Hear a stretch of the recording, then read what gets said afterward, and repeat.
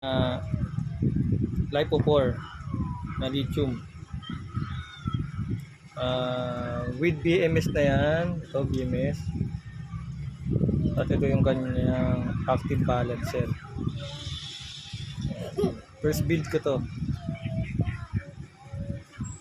Ayan.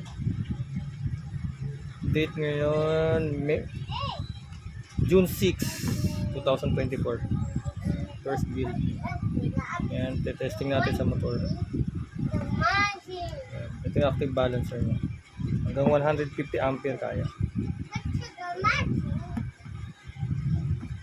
4 is 2P to.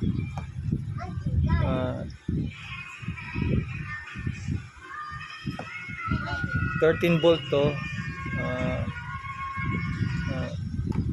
12 ampere. Ayan. Babalot na lang natin to. Okay to. Tested na. Tested na.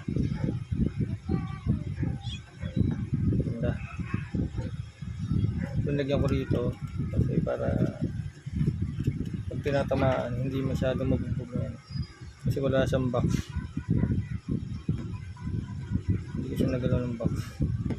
Hindi kasya. Medyo malaki siya.